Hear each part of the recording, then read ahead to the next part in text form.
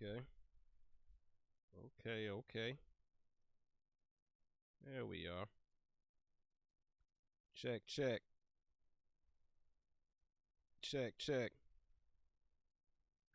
All right, YouTube.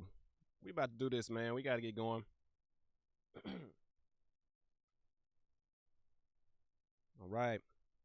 What's the word? What you heard? Cicero mode here for vlog 197. This week, I've got a DJ set at Wes Rufus on Wednesday. Also, getting back active. I've got some other pop-ups and events, local and on the road. And of course, House of the Dragon episode 6. We got to talk about it a bit, a little recap. Want to hear? Keep watching. All right. Not bad, YouTube, but we're about to go live on the IG. Follow me there as well. Hopefully everybody's week is going good.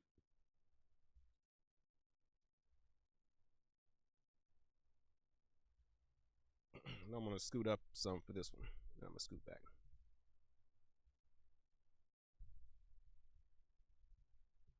Yeah, about like that.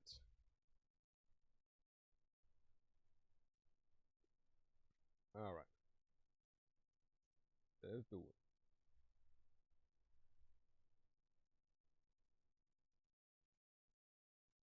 What's the word? What you heard? Cicero mode here for vlog 197. This week, I've got a DJ set at Wes Rufus on Wednesday. Also, getting back active. Got some other pop-ups and events local and on the road.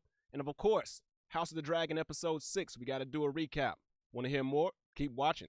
That's right, Cicero mode, creative, music, and media. What I like to create, produce, and promote.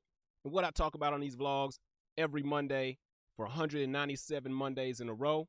And we getting started, man. I got my YouTube stream up. Shout out to YouTube, Instagram. So give me 1 second to adjust a bit after my open. Get a little comfy.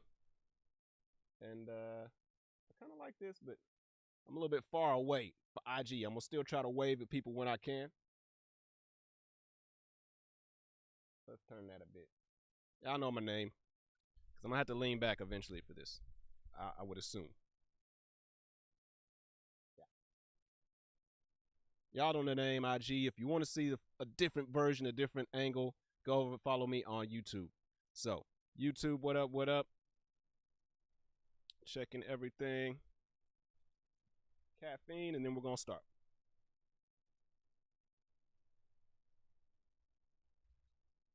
So, yes, back up in here, man. Cicero mode, vlog 197.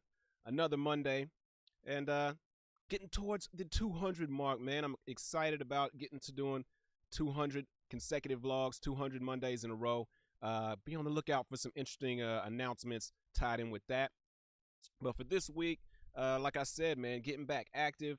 You know, the month of July is always somewhat slow in the mobile DJ game just because of the heat usually around here in East Texas. Shout out to, of course, Tyler downtown here at the Innovation Pipeline is where I did these podcasts, vlogs, whatever you want to call it. Downtown Tyler, Innovation Pipeline. Shout out to the whole crew. And make sure you follow them. There's some interesting things on the work here at the Innovation Pipeline in the works. So get ready, add them. And I'll say, man, July 27th, they got some cool things popping off. But yes, been hot usually or historically here in Texas on Mondays, right? Or in the summer. It is a Monday, but usually in the summer it's very, very hot here in Texas. And it's been pretty hot, but not as hot as usual. But either way, in the mobile DJ game, usually bookings kind of slow up a little bit if they're not, you know, holiday parties, 4th of July, cookouts, birthdays, because it's so hot. A lot of people don't want to put, you know, especially for weddings, you know, a lot of their older guests out in that kind of heat. So yeah, weddings slow up. A lot of events just slow up because it's so damn hot. So that's always something you have to be prepared for in the mobile DJ game. And even though it hasn't been as hot, we've got like quite a bit of rain. I think we're going on some possible historic run of it not being hot, maybe the least amount of triple-digit days in July. But still got to prepare for it. You got to kind of buckle down, you know, do some budgeting because those events are going to slow up, weddings slow up. And so it's kind of been that for these 3 weeks of July. But we're getting back active, as I said here. Got my DJ set at Wes Rufus this Wednesday. I do that still every other Wednesday. So if you're in Tyler, Where's Rufus? DJ set getting started at 8:30, 21 and up, no cover. And we do a little bit of everything, play a little bit of everything, really open format. Just have fun with the crew there at Where's Rufus. So shout out to Drew, shout out to Megan, the bartenders. We hold it down. So I got that this Wednesday. And then it's time for some weddings. I've got a wedding on Saturday. And also I've got some other events that I'm working on. So we'll get to all of that today on the vlog. But first of all, I've already kind of talked about it. Where's Rufus? Rufus Wednesdays, how I hold it down every other Wednesday. Be in the place this Wednesday, 8:30. I've been working on a few ideas there at Where's Rufus, so I'm hoping to get something kind of cool to kick off maybe, or kick off the school year, the beginning of, class, everything, school semesters, getting started fall semester, or kind of a end of, I guess, the summer months. But be on the lookout. Either way, I'll be there holding it down myself this Wednesday, doing what I do, man. Playing, like I said, a little bit of everything, open format. So come through. Check us out. Make sure you add Where's Rufus on IG. And if you're on YouTube, make sure you follow. I don't think they have a YouTube, but go to Google, wherever, Facebook also. Anybody in the East Texas area, your Facebook, Instagram, Where's Rufus will come up. You should be able to find them very easily. Always got cool things going on. I like holding down the Wednesday midweek vibes, and that kind of ties into some other things that I've been working on. So that's, I don't want to reveal too much quite yet on the other events, but I will have a flyer for my Where's Rufus set coming up very, very soon. So be on the lookout for that. And as far as, like I said, getting back active, it's really all about that, man. As I said, weddings are picking up. I've been taking some calls for bookings for weddings on the way out. Towards the end of this year, all the way into 2025, it's already time for that. That's one thing that doesn't slow down in the summer month. Engagements, planning for weddings, things like that. So been doing a lot of that, booking a few birthday parties here in August. So that's really what August is looking like, as well as some very interesting pop-ups in the Dallas area. So if you didn't know, I went up and played at Canvas in Dallas for their Christmas party last year. So shout out to Canvas. So in the works with something in that area, in that realm, Dallas rooftop pool party type vibes. We're going to keep it at that until I get everything locked in, but that's on the horizon. So I'm going to be reaching out to a few of my Dallas folks, Dallas promoters, artists, and seeing what we can make happen, man. Trying to do a few things differently, locally, but also regionally, man. Spread out a little bit. Personally, I've been trying to put this new idea of when opportunities come, you got to take those opportunities. You can't just let them slide by or get wishy-washy on the fence. So really excited about this opportunity up in Dallas, rooftop type vibes. So more info on that coming very, very soon. Oh, what up, what up? Like I said, a little farther away from my IG than usual, but we get it over there. So be on the lookout for that. We'll be at Where's Rufus this Wednesday, holding it down as I do, 8:30 to close, doing my thing on the ones and twos. And yeah, man, some other interesting pop-ups that I'm hoping to get some content. Birthday parties that are more private events, but just being able to up the content that I can provide for those type of events, as well as, doing a lot of different things, like I said, in different regions. So be on the lookout for some things up in the Dallas area. Still holding it down at Where's Rufus on Wednesday. And yeah, I think that's really it for my mobile DJ part of the vlog. Don't have too much in that realm, but it's just really getting back busy. Things can slow up, like I said, in these summer months. So it's good to get back into the groove of things. You really got to, like I said earlier, just buckle down. Your faith has to come into play as you kind of wait for things to book, wait for the extra calls, wait for a lot of confirmations, because again, it's the summertime. People are, kids are out of school. There's a lot of people going on vacations. So there's a lot of talk of a lot of things, but some of those things don't quite formulate all the way, or they just, formulate slower because people are on vacation, doing different things, family reunions, all of that. But we're back active, like I said, looking like it's going to be another busy fall, beginning of kind of the school season. Not as much on the school realm quite yet. I'm going to be reaching out to a few clients and contacts in that realm, but very excited about these different pop-up opportunities. So just be on the lookout, man. And like I said, holding it down, Where's Rufus this Wednesday. So got that knocked out. Let's see. I'm going to check one thing real quick. Yep, we're all good there. Um, but besides that, mobile DJing picked up, but I've still been working on restructuring a lot of my music, my production beats, compositions, whatever you want to say, trying to get them ready for TV and music and sync licensing. That's something I'm really concentrating on. So I've got that playlist now. If you follow me on Spotify, CiceroMode Music to Sync to, which is a lot of my personal productions, personal beats that I think can fit well under anything that you'd like to sync to just in the social media world. On YouTube, all of those songs are available to search and put into your music uh, category or whatever you want to call it, the little the music notes whenever you're making your reels, your shorts, anything on social media. So all of those songs are available there. CiceroMode Music to Sync to, and really excited about kind of putting together my first batch of sync licensing beats. I made a beat tape that is available on Bandcamp, and I think some of it's on my Spotify a while back called Typecast. But that's when I was really, I think, just getting interested in sync licensing.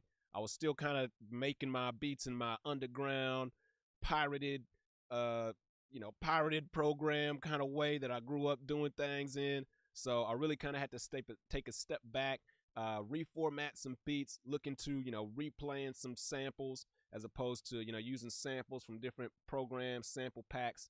So that's been an ongoing process, adding in live instrumentation to things. And like I said last week, I still want to get kind of a live instrumentation group jam group that I can have kind of at call to help out with that type of thing on my end, but also something that we can, help other musicians out, fill in slots around town on the kind of jam DJ music set tip, I guess. I don't know, a little bit of everything. Obviously, I DJ, and it's still in the works, but that's really about what I've been working on in the creative game is restructuring these beats, really looking to get 5 or 6 solid, structured, kind of sync licensing type beats. I've got a few people that I've really been leaning on for insight. I've bought a few courses, a few kind of just basic information details from a lot of people in the game, composers, sync library, producers, publishers. So really it's just been a lot of getting more accustomed to that lingo, that format for syncing, for producing beats, for structuring the beats that I make. And so I'm very interested to see where that goes.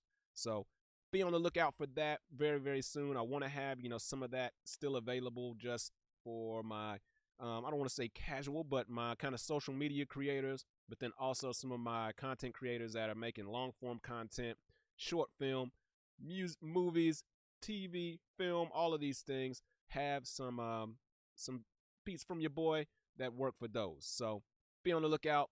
More music composition, music sync licensing talk very, very soon. But besides that, like I said, really been buckling down. I've got some other business to take care of this week with my wedding. So I'm not going to try to go too long on today's vlog. Got the main points out of the way. Again, Wes Rufus DJ set going down this Wednesday. Come through, holla at your boy. And just make sure to follow me. Stay locked in with my stories. I always like to hint things that are on the way. So that's where some of these other pop-up events and pop-up promo will be probably slowly, leaking out first. And then, once I get official flyers, get everything confirmed and locked in, you'll be seeing some more long form content probably, and more main posts. But just stay locked in, man. Follow me on these platforms. I try to let you know what I got going on. So, yes, we're gonna get into House of the Dragon. House of the Dragon. House of the Dragon. It is time for our House of the Dragon recap. We are now at Season 2, Episode 6, which I believe was called Small Folk. So, if you didn't hear what I said, again, House of the Dragon. House of the Dragon. We're about to talk about it. Spoilers incoming. If you did not watch the newest episode that just dropped last night, so if you're over here, you're on YouTube, you're on IG, this is the last warning. Spoilers for House of the Dragon Episode 6 incoming in 3, 2, 1. Let's go. Really, there's not a lot to spoil this week, but I like to give, obviously, enough time but come back afterwards after you watch it and watch the end of things, or watch the recap. But yes, this is House of the Dragon episode 6 from season 2. Once again, about to talk about House of the Dragon episode 6 from season 2. Spoiler alert, you haven't watched it or you don't want to get things spoiled. But yes, this episode was called Small Folk, if I'm remembering correctly. Here I'm on my little recap page, but always gets spread out. And another slow burn, I guess, or another setup episode as we get ready for, I guess, the finale, kind of how things are going to unfold. Whoop, there we go. But yes, pretty much just kind of a slow burn recap episode again, which you get what you get, I guess. That's kind of what we got last week. They teased very heavily this, search for these dragon riders. Rhaenyra and Jace were, looking for these riders, or it looked like we were going to have a very long and I guess drawn out process for that. So as the episode started, you kind of get this very big caravan of troops, but I was kind of surprised. I realized at first that it was the Lannister troops. They're trying to make their way to link up with Daemon, or to link up with Aemond, excuse me. But as they get closer, Lord of the Golden Tooth, let's see here as I'm looking at everything, the biggest thing that they want is more help from Vhagar, of course. I will give some credit to Sir Christian Cole. I know I've been hard on him for the last few episodes after the large battle, how all of that kind of went down. Just, the king of the hand of bad ideas pretty much is what this guy's been. But he did mention, or they showed it, I think, in the preview before, him saying that, hey, this war has been turned over to dragons now. Because of, multiple dragons being in battle, I think for this last fight, he realized that we are just mere men. Although they did their theatrical, showing of Melee's last episode, he's realizing now that as people get more accustomed to these dragons, that's really what everybody is going to be kind of angling themselves for. So if you think again of, all of this Game of Thrones dragon action as weapons of mass destruction, which I think is the only thing you can compare it to in, whatever, today's warfare. Once one person drops the bomb, everybody's ready to drop some bombs, right? And that's what Cold War, all of this, diplomacy is always supposed to be preventing in the, weapons of mass destruction, nuclear war type thing. But it's really kind of similar, which is cool. Since they brought out dragons now, every army wants to have a dragon. If they're going to help you out, where the dragon's at? So the Lannister troops are down to help, but they want Vhagar there with the Prince Regent on him, because obviously the word has spread that Vhagar is huge and can, do ungodly things to other dragons, as he just killed Melee's in battle. But again, I'm sure everybody knows that, despite their trying to do their kind of PR campaign to say Aegon did it. I'm sure troops, all the military, spreads the word that, man, it was that other big dragon that Aemon was on. So that's kind of where we start. We need Vhagar out here, all right? Do what to get our troops, give us Vhagar. After that, we go to Harrenhal. This has been the slowest part of the season for sure. It's Harrenhal. Again, Daemon is wandering around, trippy dreams. This has been 4-5 episodes of these trippy dreams. I guess the point is that this is going to somehow humble him to the point where he's willing to work with his folks. Nate the Mosaic, what's up, man? Much love, he says. Much love to you as well, bro. Hope y'all doing good down at ATX. Oh, man, I was up east, right? Weren't you up in New York? I thought I saw. Y'all make sure to check out Nate the Mosaic. He's got some dope music. Thought he was up in New York, but usually down repping ATX. Know the homie Norman Bass was down there doing some big things at Stubbs. So shout out to the whole Austin crew. House of the Dragons. Hope I'm not spoiling for you, bro.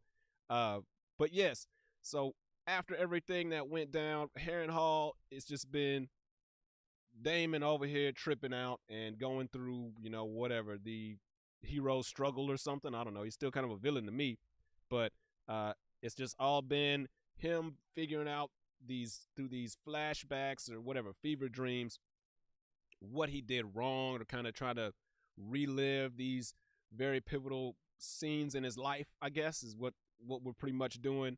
Um, but I do notice, after he has this one really bad scene with his brother Viserys, which I do like that. We did get some new scenes with Viserys, King Viserys from episode 1. I can't remember the actor's name, but he was a great actor. Really kind of, to me, carried the first season. I don't think he even got up for some Emmys, which he should have. But yeah, we get another scene almost identical to the scene from the first season after, word gets back to him that Daemon was talking very unkind things about his deceased child, that, he wants to take away his heirship, and, he sends him off to, wherever, to kind of just really have no claim to anything. So obviously this is a very pivotal moment in Daemon's life, and he's kind of recalling it, but it's recalled differently. It's not quite as angry. It's way more sad. I think Viserys just kind of breaks down and cries. And again, just a great acted scene from him, from that actor. I guess maybe he can get up for a guest scene Emmy this year. But yeah, he just really encapsulates how sad he is. Although I think, I've read some things about it's supposed to obviously reflect how Daemon actually felt about when his brother had to tell him off and send him down to the little crib or wherever. But yeah, it's really just all about how he really is still stuck, feeling I guess inadequate, reliving when he was stripped of this heirship that he thought he deserved or thought he was gonna easily get without working for it, or trying to be a good whatever heir. So we get that scene, then he kind of freaks out, wakes up, he hears word from his Harrenhal clique, just that we don't know what's wrong with you. He's kind of accusing them of putting something in his food and his drinks, and really just kind of tearing his draws, as they say. That's a very country phrase. But just acting an a-hole to these people that are really just there to serve him, help him out in Harrenhal. And he kind of proceeds. I think we go straight into the scene of him wanting to leave, or he's got his little bag and he's huffing and puffing, and he runs again into Julie Rivers, or what's her name? Alice Rivers, not Alicent, Alice Rivers. And she kind of talks him off the ledge pretty much, and tells him, hey, you need to just hang back. Things are gonna work out. We're gonna get you, your own army to help you with this war. Stop worrying about these dreams, because he brings it up to her about sleeping in this bed. It's either her or this bed that's making him have these crazy dreams. I thought it was her at first, but the fact that everything is recalled, so close to Daemon's memories, and like some of the things that the whatever projections, ghosts be saying, I'm like, that just has to be his own brain. There's no way that Alice would be able to decipher that from some potion, I don't think. But anyway, she kind of lays out this, hey, just hold on, settle down. There might be a little something there in the love interest realm. But settle down and wait 3 days, I think she says exactly. And we'll see what happens. I'll come back and we'll see what's up in 3 days. But the way she says it definitely led to like she knows something or she's involved with something. So we kind of leave, I believe, after that scene. And then the next one we get is of Corlys, as he's getting prepared to, well, I think actually we go back to Rhaenyra. They always have kind of both of the councils. So Corlys is now back. He's kind of working as the hand. There's a big plan that is going into place over at the Red Keep from the green side. Let's get back to the water fighting. The triarchy was a big thing from the first season. So if I can remember correctly, it's all kind of done through very fast dialogue. The Greens want to start utilizing the triarchy again, get this blockade that Corlys has been able to set up since he's the sea snake. That's blocking all the food, back to tariffs and blockades. We want to get into political stuff. But yeah, it's all about kind of that. Let's get back to this water warfare, figure out how to get Corlys out of the board. Or, really, I think that's most of the main thing. The crab feeder, they kind of talk about that. Whenever I heard the triarchy, I'm just like, okay, the crab guy. So obviously, if they try to make a deal with them, that's Aemon's plan. They're probably going to end up having to deal with the crab feeder again, which that was a big issue of the first season. Um, so they aren't big fans of it. Aemond is really now starting to get angry and realizing that even though he has this position as the regent, the king regent, people still aren't kind of giving him the respect he thinks on his name that he deserves. So he's decided he wants another hand. Very cool scene that I like that happens is as he's kind of, hey, I need a hand.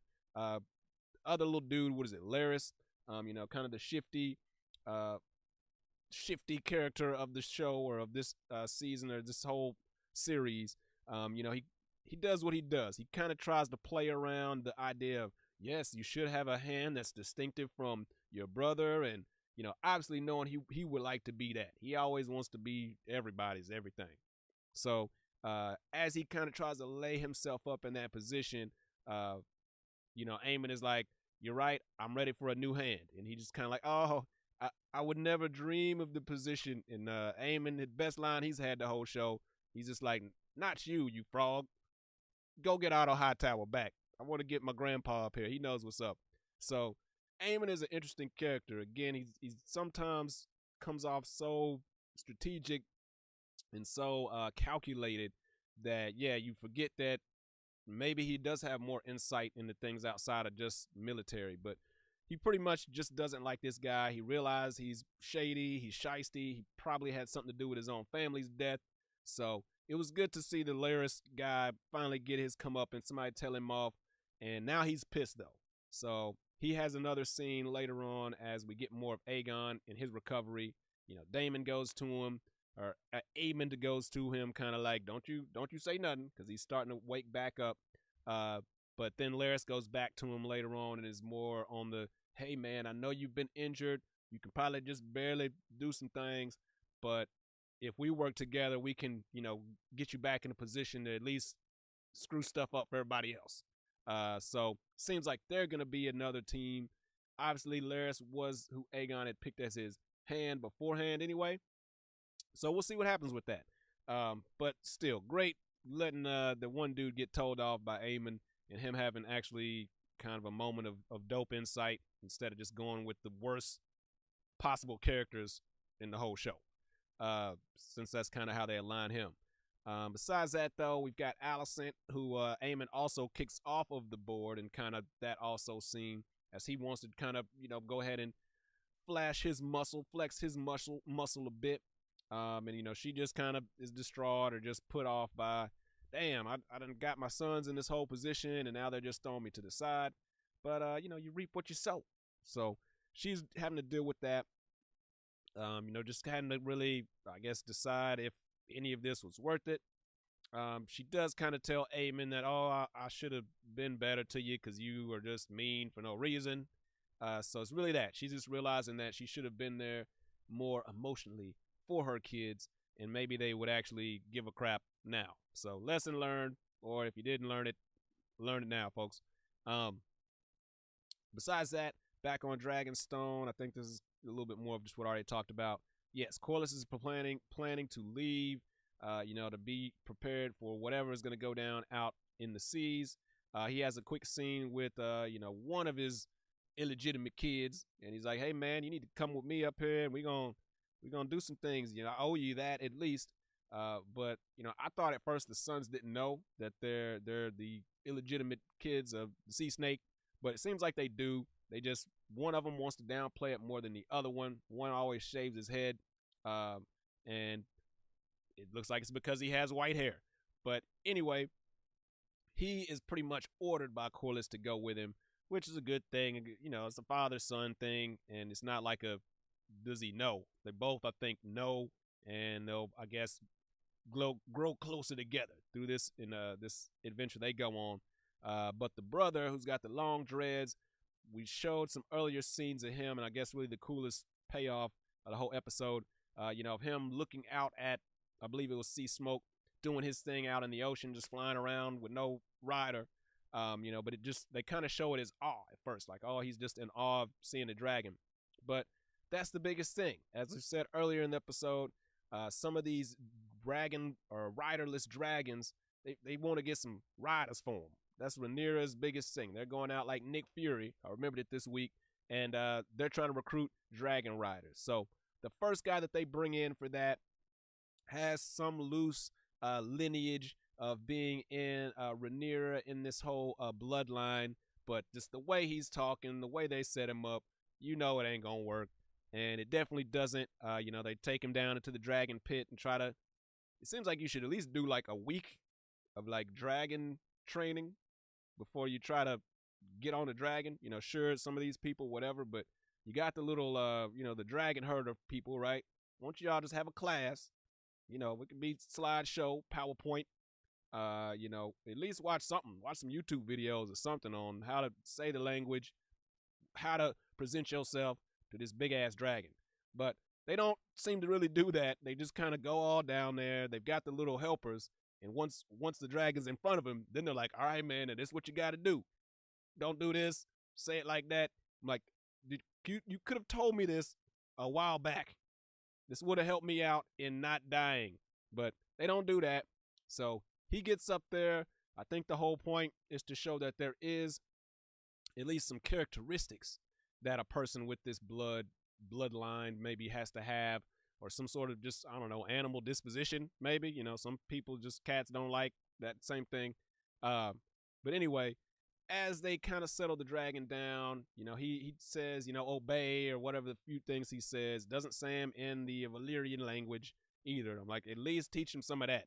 But anyway, Seasmoke seems to be kind of chill with it. Kind of like, hey, all right, man, whatever. Y'all, I see y'all trying to do something. You want to jump on?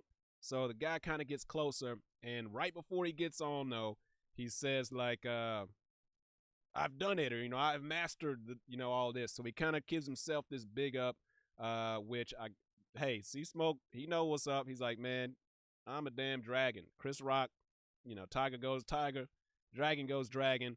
But in this case, must have understood what he said, or just that change in demeanor of, I am your master, as opposed to, I don't know, maybe we're kindred spirits or some shit. But anyway, that was pretty much the chorus for this dude. Seasmoke gets pissed and flames him alive, kills one of the little dragon herder people too. RIP to them both. But again, they set that guy up as the character that's going to be killed as they try this. Again, I thought there was going to be a lot more characters that went through that throughout the episode. I think there's a few more people they had teased. But the biggest one that they had teased was this other bastard from Corlys's escapades over there at the sea. So really, what we're left with is Rhaenyra now trying to think, was that a good idea? Did I just get, one of my best knights killed being stupid? And let's see. Besides that, Jace is downplayed a bit in this episode, but really that's all they've got, is we still got to find somebody to do something. Going back to Harrenhal, Daemon is having one more dream with Viserys. I'm glad again with this. I hope this the actor Viserys gets up for some sort of awards for just his guest appearance. I don't know how many more he'll be in, but this time, he's pretty much trying to console Viserys, I believe, after the death of his wife. So I don't believe Daemon was there for that. So it's, again, one of these memories that somehow he can use what he knows about it to kind of be in this, I guess, fake world. I don't know what you want to call it, limbo type state. But this one kind of adds with him being there to comfort his brother, give him a hug. Hey, I'm sorry how everything went down. Whereas in these earlier dreams, one of them, he kills Rhaenyra, cuts her head off. So I think it's that. Maybe even within the dreams, he has to figure out to like let go, or to try to not be such an a-hole all the time. Daemon, damn. So we've had 5 episodes to get him to figure that out, doing all these dreams. But after that one, he kind of wakes up, snaps out of it, and his helper's there saying, hey, the Tullys, which earlier in the episodes, the younger Tully, kind of second in line, comes and says, hey, my grandpa is still the leader, the king, I can't just take over his spot. I'm ready to go to war, but as long as he's in charge, we got to do what he says. Apparently that guy didn't like to fight, but come to find out that this older gentleman has passed away. I kind of missed it on first watch. I did catch it on a recap. I knew that he passed away. I remember that he was kind of the one king that was staying in the way of the Tullys going all the way in or going straight to war on Daemon's side. But as that unfolds, they say, hey, he's died. Then they kind of, I just missed it, dozed off a bit. It's late. But anyway, yeah, I missed kind of that they said that they had sent Alice Rivers over to try to help him, and it didn't go well. So that lets you know then Alice Rivers was involved. I thought earlier in the episode when she kind of said, "Hey, just don't worry about it for 3 days." I figured more like the Rhaenyra's little whisperer lady. She just had a plan in motion, but she just went straight in on the assassin tip with whatever she used under the guise of being a nurse. And it seems like she, whatever, poisoned him, murdered him, did something, put some voodoo on him, and now he's out of there. So kind of when I snapped out of my small slumber there, as Daemon was too, it was just like him crying. I was like, wait, what happened? So I had to go back, rewatch that, and yeah, that's pretty much how this unfolds. Pretty much for Daemon to finally get the army or get some help. This Alice Rivers chick did witch assassination mode. So it's not that he was crying. I thought at first he was like just overwhelmed with, nothing is working out. He's over here in this big ass castle that's all messed up, wasting money on repairs. Nobody is really, come to help him or any military. And he just seems to keep having these crazy dreams that just make him feel like crap. So it's been a rough time for Daemon, but it hadn't been very fun to watch. But at least it seems like he, I guess, is just crying kind of of joy, but more so I think of just relief that like somebody helped him out. Because again, he did talk to Alice Rivers kind of like, what do I do? I'm acting pissed off, but I don't want to go ask my wife, which is interesting. I'm not going to ask my wife what to do, but I need some help. So I guess he's just relieved, but I'm sure that's going to build their bond even stronger. And kind of in the same series of that, back at Dragonstone, we've got Rhaenyra, who is continuing to just kind of lament if she can do this or not. Now she's picking up a sword, trying to see if she's ready to fight, if she's got to fight somebody. What up, Kinfolk? Talking a little Game of Thrones, aka House of the Dragon, episode 6. So she's wanting to try out her action with this sword, see if she's ready to go in, I guess, or if she could be a military type of leader, although she doesn't have the military training. And her whisperer comes in, Mysaria, which their plan throughout the rest of this episode, which is kind of the action point, really was just that Mysaria's like, okay, we're going to send some covert food in. Last week they sent in kind of a covert agent to go in and spread some propaganda. So now they're going to send in covert food for all of the people there in King's Landing that are starving, and, help to kind of sow that seed of doubt between everybody that, hey, Rhaenyra actually is the queen that cares. This whole regime that y'all over here is supporting is got us starving, not doing anything to help us out. So that plan is working well. They've got the whisperers in the saloons. They don't call them saloons. What do they call them? The pubs. Whatever, the bars of their day. And they're pretty much just spreading, rumors right when everybody's susceptible to, be emotionally compromised when they've been drinking. So, spreading that hate, man. Alicent, this entire regime is bad, man. It wouldn't be like this if we had Rhaenyra in here. So, right on cue, Mysaria has been able to get some food sent by sea over to a lot of these people in King's Landing. And again, as I almost dozed off because this is a slow and kind of boring episode, Alicent goes back to pray with her daughter. Again, she's kind of on this apologize to everyone tour. She's apologizing to her sons. She goes with her daughter. They're going to the church. And while they're doing that, this is when all of this food, just pretty much a riot breaks out. And I'm not completely 100% on everything, but it seems like as everybody gets word of this food, And as they start trying to, give it to certain people in the streets, people just start freaking out, wanting to beat each other up, steal it, this and that. And as Alicent is trying to leave the church, it becomes an issue. People are upset. The crown is kind of taking the food if they can, or hey, y'all can't have that. Like, what? Come on, they're hungry. So this is when the people decide it's time to fight back. As we've said, as what's her name? Because I'm gonna have to say it in a minute. Masseria has hinted at throughout the episode, throughout the season, that if you can get the people on your side, if you can get the small folk, name of the episode, get them on your side, you can turn the tide. So as the small folk decide to finally revolt, we've got fighting in the streets. Somebody tries to grab Alicent's arm, that gets cut off, gets crazy. And they attack one of the guards. I'm sure there's going to be more deaths and recap of that after this, but they're able to get into their carriage and get out of there. But that just lets you know that the folks are pissed, and she gets some things thrown at her, something hits her in the face. So it's just another one of those kind of shame type of episodes or interactions between the crowned, all the royalty, and the common folk. So it's always good to see a good riot and see the common folk coming up and getting their comeuppance. So a lot of that lets you know what it is. That's where we're headed next. Anything else, I think, besides that, Masseria, really, that was the last thing of the episode. They're kind of recapping that plan. Rhaenyra letting her know, hey, I heard the food got over there. They're over there kind of wilding out. Rhaenyra is still sad. Did I do it right? Both characters, Rhaenyra and Alicent, are just kind of just going through, trying to figure out if any of these grand ideas they've had throughout the whole season were worth it.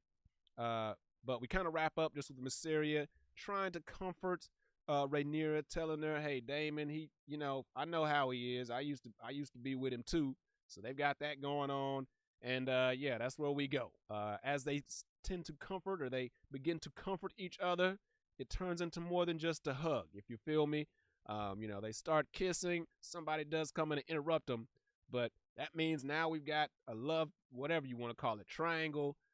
There's all sorts of whatevers between, if Daemon and Rhaenyra are even going to get back together, if Masseria actually has feelings for Rhaenyra, or if she's just using this as a positioning ploy, a way to get in better with her, to have more influence over her and the entire side of Dragonstone, really, if she's got Rhaenyra on her side. So we'll see. I'm assuming that now that Daemon has gone through his Harrenhal side quest, he will come back, and it'll come down to, this might be something for Masseria just to do to get back at Daemon. That's another option.